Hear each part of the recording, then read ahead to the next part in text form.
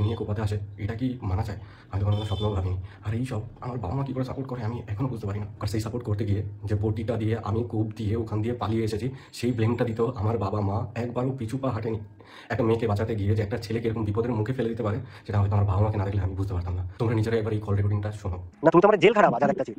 Jail খাটাবো তোর কি করবো? তোর দিদির সঙ্গে না না বটিটা দিয়ে আমি কোপ দিয়ে বের হয়েছি। হ্যাঁ তুই কোপাইছো। আমি কোপাইছি বের হয়েছি মানে আমি জেল খাটাবো। হ্যাঁ? আমি জেল খাটাবো। তুই যদি নিজের ভাই বোন যদি ওইটা যদি বিচার না করতে পারো, তুই আর একটা অন্য বউরে ওই বনিকা কি হবে আরে? আর তুই ভাবছিস 5 মাস পর। ও না আমি কি বটিটা নিয়ে আমি দিদির কোপাইতে গেছিলাম। দিদি বটিটা আনছে, সেই বটি নিয়ে কি করতে আনছে? বটিটা কি করতে আনছে? বটিটা কি করতে আনছে? তুই ওর হাত দিয়ে বটিটা নিয়ে কোপাইছো। আমি আমার দিদির হাত দিয়ে বটি নিয়ে কোপাইছি। না তুই তো এখন তুই সাধারণ মানুষকে দিয়ে বাঁচার জন্য রেকর্ডিং করে রাখাছিস। সেরকম ভাবে রেকর্ডিং তুই কোপাইছো। যে কোপ খাইছে সেও কবে?